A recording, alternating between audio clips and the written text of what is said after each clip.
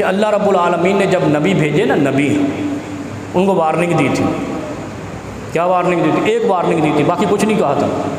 ایک وارننگ دی تھی، لقد اوحی الیک ومن والی الذین من قبلک لئن اشرکت لیحبطن عملک. اپنے نبیوں کو بھیجتے ہوئے بھی اللہ نے کہا تھا، اے میرے مبعوث کیے گئے انبیاء، اگر تم نے بھی جا کر زمین پہ شرک کیا تمہارے اعمال برباد، تمہاری مبعوثیت ختم، تمہاری نبوت ختم. نبیوں کو کہا تھا کہ جو شرک کرے گا، اور شرک کی سب سے بڑی قسم جسے شرک اکبر کہتے ہیں، وہ قبر پہ جھکنا ہے، اور کوئی شرک نہیں. قبر پہ جھکنا علماء نے اور قرآن اور حدیث کے اصول کے مطابق یہ تمنا لے کر جانا کہ یہ قبر والا کچھ کرتا ہے، یہ بھی انسان کو مشرک بنا دیتا. یہ صرف سوچ، نیت، کیونکہ جو قرآن میں آیا اس میں یہ کہا گیا کہ اگر آپ نے ایسی نیت بھی کی کہ اللہ سے علاوہ بھی کوئی کچھ کر سکتا ہے تو تمہارے اعمال برباد. لا یحبطن عملک، تمہارے اعمال برباد کر دوں گا اور تمہیں واپس کر لوں گا. واپس کیا؟ نبوت ختم. تو یہ عمران خان نے جو عمل کیا ہے نہایت مشرکانہ شرک اکبر والا ہے، اس کی کوئی دلیل نہیں مل سکتی. اور سب سے بڑی بات آپ کو یہ شروع کنہوں نے کیا ہے؟ جن کے نام کے ساتھ اہل سنت والجماعت البریلوی لگتا ہے. یہ درباروں کا چکر، مزاروں کا چکر، قبروں کی فضیلت کا چکر وہاں پہ ہے. اور میں حیران ہوں کہ عمران خان سے اتنی نفرت ہے، یہ اپنا عقیدہ بول گیا، اس کو کہتے ہیں کہ تو نے قبر پہ سجدہ کیا، الحمدللہ. اور یہ بھی میں عمران خان کا شکریہ ادا کرتا ہوں کہ تو نے اس وطن کے صدی سے پرانے مشرکوں کو بھی یہ سمجھا دیا کہ قبر پہ سجدہ حرام ہے، ایک اپنا سجدہ کر کے، کیونکہ بغض تھا عمران خان سے. تو ان کو بھی شاہ اویس نورانی نے ٹویٹ کیا کہ قبر پہ سجدہ جائز نہیں ہے. تو بھئی یہ شروع اہل حدیث نے تو نہیں کرائے تھے، یہ کسی قرآن و حدیث والے نے تو نہیں کرائے تھے. اس کا مطلب ہے کہ عمران خان کی غلطی بھی کئیوں کی اصلاح کا سبب بن گئی ہے. اور انشاءاللہ ہم نے یہ چیزیں سنبھال کے رکھ لی ہیں. کل کو انہوں نے جا کر کرنا ہے، کوکب نورانی نے جا کر کہنا ہے کہ عبداللہ شاہ غازی کی قبر پہ جھکنا تعظیمی ہے، تو ہم نے یہی ٹویٹ دکھانا ہے کہ عمران خان جھکا تھا تو تم نے کہا یہ حرام کام کیا ہے.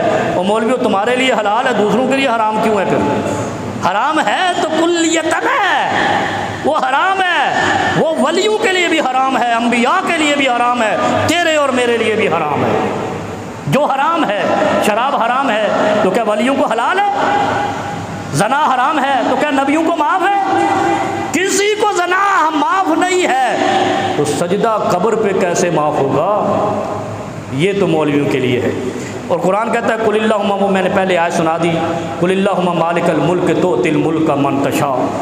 اللہ حکومت دیتا ہے. میں عمران خان سے سوال کرتا ہوں، اگر یہ اتنا ہی طاقتور تھا تو تجھے رات کو عمر عطا بندیال نے نکال کیوں دیا؟ تو میرے نزدیک تو اس قبر والے سے جنرل قمر جاوید باجوہ صاحب اور چیف جسٹس عمر عطا بندیال صاحب طاقتور ہیں وجہ سے. اس توحید پر تو نے قاتلانہ حملہ کیا ہے. اور قرآن کیا کہتا ہے؟ مالک یوم الدین کے بعد کیا آتا ہے؟ ایاک نعبد و ایاک نستعین. اس کا معنی پتہ کیا ہے؟ امام ضحاک اس کا معنی بھی لکھتے ہیں، وہ کہتے ہیں ھذا لعبدی ولعبدی ما سأل. یہ میرا اور بندے کا رشتہ ہے. ھذا لعبدی، یہ بندے نے مجھے پکارا ہے، ولعبدی ما سأل. 5 سال ہو گئے، 10 سال ہو گئے ہم تیری ایاک نعبد و ایاک نستعین سنتے ہوئے. ایک دن پہلے مولوی طارق جمیل آپ سے مل رہا ہے، وہ تو پوچھ ہی لے کہ ایاک نعبد و ایاک نستعین کا معنی کیا ہے؟ ایاک نعبد و ایاک نستعین کا معنی یہ ہے کہ ھذا لعبدی ولعبدی ما سأل، یہ میری اور بندے کی بات ہے. ولعبدی ما سأل، اس وقت جو بندہ مانگے گا میں عطا کر دوں گا، جو سوال کرے گا میں دے دوں گا. ایاک نعبد و ایاک، اس کو بھی نماز میں لازماً پڑھا کرو، ہاتھ باندھ کے. جب مگن ہوتے ہو نا کأنک تراہ، تم اللہ کو دیکھ رہے ہو، اللہ تمہیں دیکھ رہا ہے، اس وقت کہا کرو ایاک نعبد و ایاک نستعین.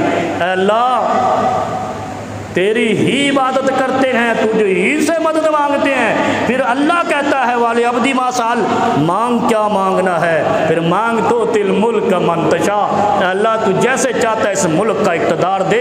رب کعبہ کی قسم ہے اگر ایمان خالص ہے اللہ اقتدار دے گا، ورنہ کوئی بھی نہیں بچا، سارے 3 سال بعد ذلیل ہوئے عقیدے کی خرابی کی وجہ سے۔ آگے بھی اللہ آپ کو ہدایت نصیب فرمائے، ہم دعا کرتے ہیں۔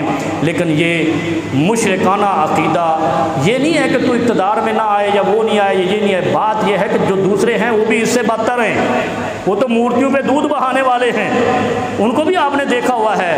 لیکن کم از کم تجھ سے قوم کو امیدیں تھی، تو سارے کام کر، ہم نہیں منع کرتے۔ اللہ جو کہتا ہے شرک معاف نہیں کروں گا، تو اللہ کو تو ظالمہ ناراض کر، کیونکہ ان شرک لظلم عظیم، اللہ کہتا ہے جو میرے ساتھ شرک کرتا ہے زمین کا سب سے بڑا ظالم ہے، اور جو اللہ کی نظر میں ظالم ہے اللہ اس پر رحم کیسے کرے گا؟